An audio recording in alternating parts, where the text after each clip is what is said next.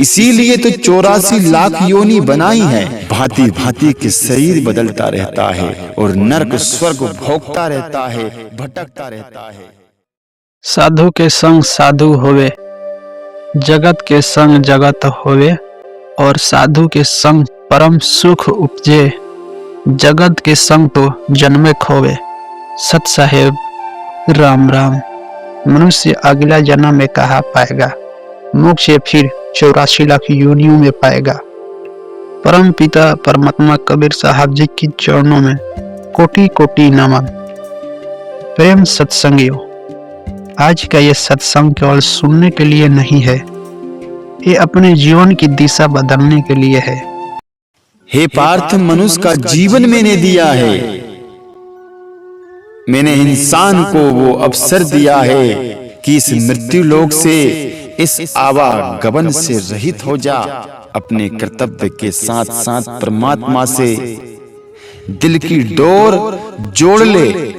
परंतु हे अर्जुन, मनुष्य अपने धन में, अपने बल में, अपनी बुद्धि में स्वयं अपने आप को ही भगवान कहने लग जाता है। इसीलिए तो 84 लाख योनि बनाई है। भांति भांति के शरीर बदलता रहता है और नरक स्वर्ग भोगता रहता है, भटकता रहता है। आज हम उस वाणी पर विचार करेंगे। कबीर साहब जी अपने वाणी में समझाते हुए कहते हैं,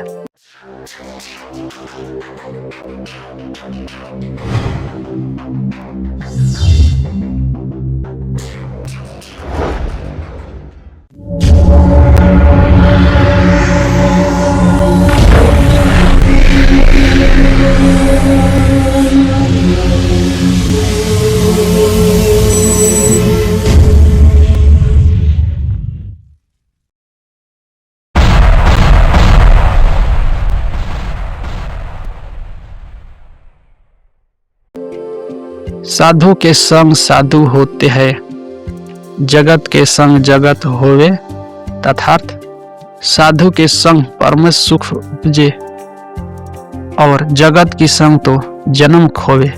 सत्संगियों, आज मैं आपसे एक प्रश्न पूछता हूँ। पहला प्रश्न यह है कि हम रोज किसके संग में रहते हैं, और दूसरा हम किसकी बात सुनते हैं, और तीसरा हमारा खान पान, सोच और व्यवहार किससे बनता है। जरा इस बात पर आप स्वयं विचार कीजिए, क्योंकि कबीर साहब जी साफ कह रहे हैं कि जैसा संग वैसा रंग। अगर साधु के संग रहेंगे तो आप साधु बनेंगे, अगर आप जगत के संग में रहेंगे तो फिर जगत में ही भटकेंगे। निर्णय आपको करना है कि आप साधु के संग में रहेंगे कि फिर जगत के संग में रहेंगे। अगर आप साधु के संग में रहते हैं तो मोक्ष आपका निश्चित होगा। आप 84 लाख योनियों से भटकते हैं ना, उससे बाहर निकल जाएंगे और हमेशा हमेशा के लिए अपने असली घर सतलोक चल जाएंगे। और आपका ना कभी दुख होगा और न ही कभी आपका मृत्यु होगा और न ही किसी चीज का भय होगा। आप हमेशा हमेशा के लिए सुख शांति, परम धाम, सनातन धाम, सतलोक पहुंच जाएंगे।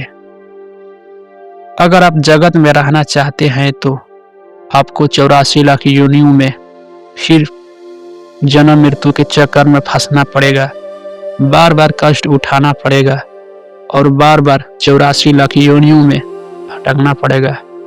निर्णय आपको करना है कि आप अपने असली घर सतलोक जाना चाहते हैं कि फिर 84 लाख योनियों में भटकना चाहते हैं।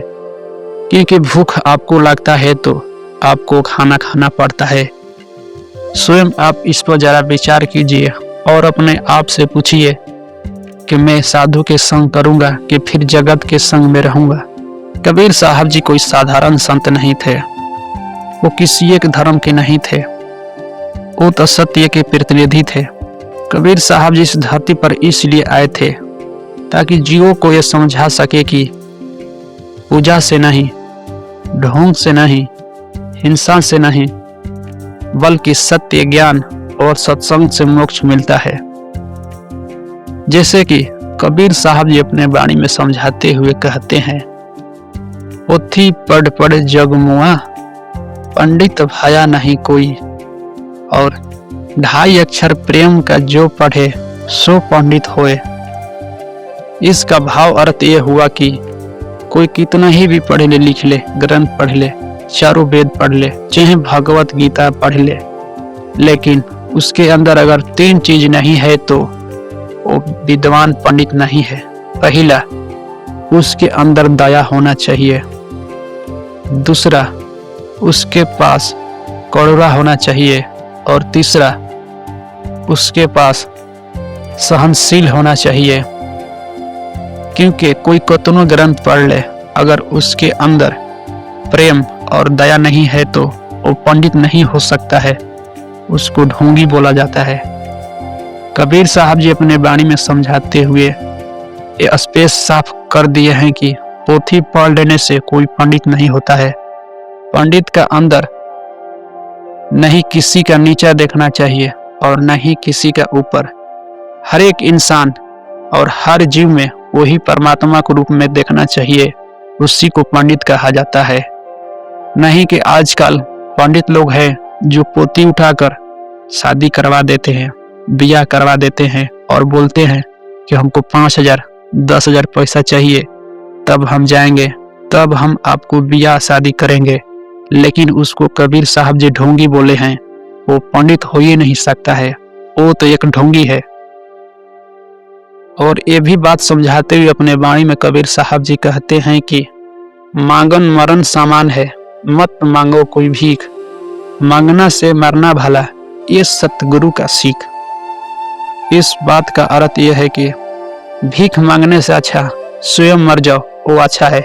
लेकिन भीख मांगने वालों को भड़ुआ कहा जाता है, तो निर्णय आपको स्वयं करना होगा। अगर एक बच्चा चोर के संग रहेगा तो वो क्या बनेगा? वो चोर ही बनेगा। अगर वही एक बच्चा संत के संग में रहेगा तो वो संस्कार ही बनेगा। इसलिए कबीर साहब जी अपने वाणी में समझाते हुए कहते हैं, जैसा संग वैसा रंग। ये कोई कहावत नहीं है, ये ईश्वर का नियम है। लेकिन एक सवाल उठता है कि साधु का वास्तविक अर्थ क्या है? साधु कौन है? पहला, क्या केसरिया कपड़ा पहनने वाला साधु है? और दूसरा, क्या जटा बढ़ाने वाला साधु है? और तीसरा, क्या माला जपने वाला साधु है? कबीर साहब जी अपने वाणी में समझाते हुए कहते हैं, जी बिल्कुल नहीं।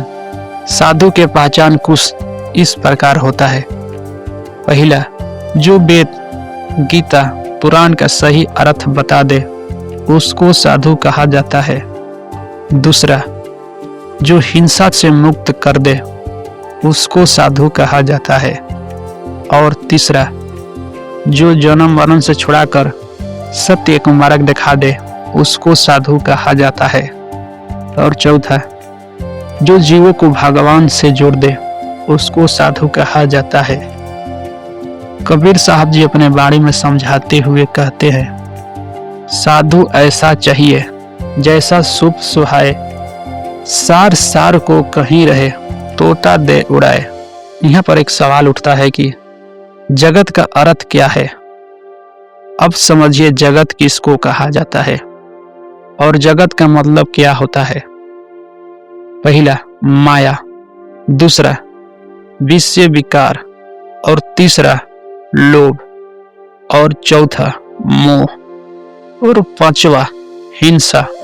और छठवा, मांसाहार। और सातवां, नासा। कबीर साहब जी अपने वाणी में समझाते हुए हमें चेता रहे हैं कि ये संसार कैद की नाव है, कैसे उतर पाओगे? अगर तू जगत के संग में रहोगे तो जन्म मरण में फंसे रहोगे, और अगर साधु के संग में आओगे तो परम पद निश्चित सतलोक घर चले जाओगे।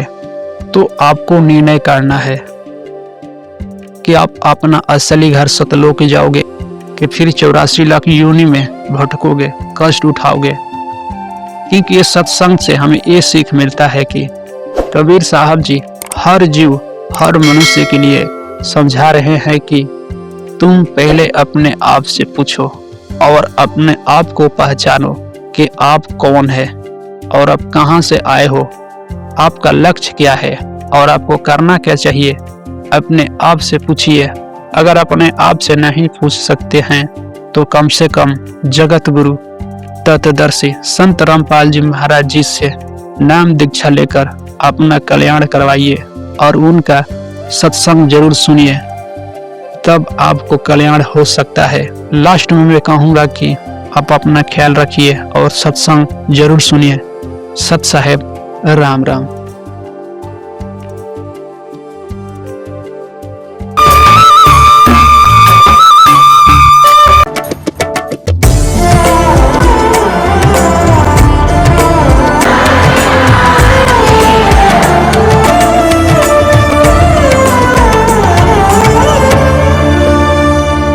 सत सही